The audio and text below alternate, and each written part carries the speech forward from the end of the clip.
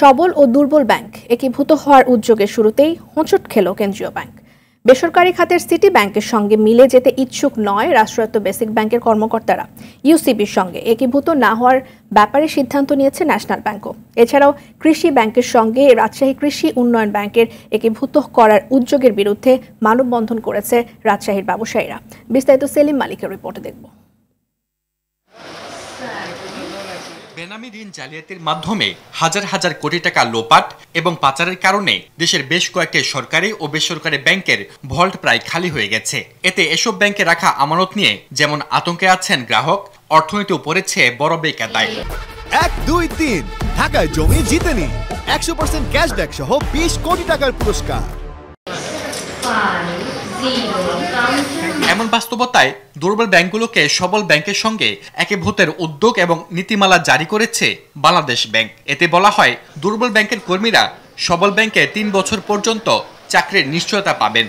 এমন খবরে সিটি ব্যাংকের সঙ্গে একীভূত নিয়ে আতঙ্ক বিরাজ করছে বেসিক ব্যাংকের কর্মকর্তা কর্মচারীদের মধ্যে। কোনো ক্যাটাগরিতে আমরা বেসরকারি ব্যাংকের সাথে নাই, তাহলে আমরা বেসরকারি ব্যাংকের সাথে কেন যাব? সেই প্রশ্ন থেকেই আমরা চাচ্ছি আমরা সরকারি ব্যাংকের সাথে একীভূত হতে চাই। আফটার রিটায়ারমেন্ট একটা আজীবন পেনশন আছে, বা আফটার ডেথের পর আমার এটা বাচ্চারা এবং আমার ওয়াইফরা যেটা ভোগ করবে, যেটা আমি বেসরকারিতে কখনোই পাবো না। একটি সরকারি ব্যাংক যেহেতু একটি সরকারি ব্যাংকের সাথে এটি মার্জার হোক। পরিবারতন্ত্রের কবলে পড়ে অতিরিক্ত খেলাপি ঋণ নিয়ে খাদের কিনারে থাকা ন্যাশনাল ব্যাংক ইউসিবি ব্যাংকের সঙ্গে একীভূত না হওয়ার ব্যাপারে নীতিগত সিদ্ধান্ত নিয়েছে। 1, 2, 3 ঢাকায় জমি জিতে নিন 100% ক্যাশব্যাক সহ 20 কোটি টাকার পুরস্কার। খেলাপি ঋণ আদায় জোরদার সহ বিভিন্ন পদক্ষেপ নিয়ে নিজেদের অবস্থার উন্নতি করতে চায় ব্যাংকটি।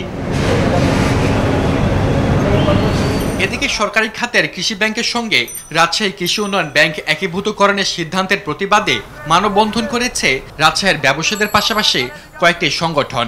বিশ্লেষকরা বলছেন, একীভূতকরণের এমন উদ্যোগের ব্যাপারে আরো গবেষণা জরুরি। তার জন্য দুর্বল সেটা কোনো অ্যানালাইসিস নাই, তাই না? দুর্বল করানোর জন্য তাদের কোনো শাস্তির ব্যবস্থা নাই। আপনি তাকে নিয়ে এখন একটা মার্চ করে একটা সবল ব্যাংকের সাথে বসে, তাইলে ওই যে যাদের জন্য দুর্বল হইলো তারা তো একটা দায়মুক্তি পেয়ে গেল। তাদের মতে ব্যাংক খাতের উন্নয়নে রাজনৈতিক হস্তক্ষেপ রোধের পাশাপাশি জবাবদিহিতা নিশ্চিত করা জরুরি। টেকনিক্যালিটিসের কোনো প্রবলেম নেই। প্রবলেম কি জানেন? আপনার রাজনৈতিক সদিচ্ছা, ওটা যদি থাকে আপনি 6 মাসে উল্টা ফেলতে পারবেন। সরকার থেকে এটা সিরিয়াসনেস দেখাতে হবে, তা না হলে কিছু হবে না। এই যে মামলা মোকদ্দমাগুলো এক একজনের বিরুদ্ধে এগুচ্ছে না কেন, সেটা মানুষের পারসেপশন হচ্ছে ওটা সে কোথাও শেল্টার নিচ্ছে। এদিকে গত 18 মার্চ একীভূত হওয়ার লক্ষ্যে এক্সিম ব্যাংকের সঙ্গে সমঝোতা স্মারক সই করেছে বেসরকারি খাতের পদ্মা ব্যাংক।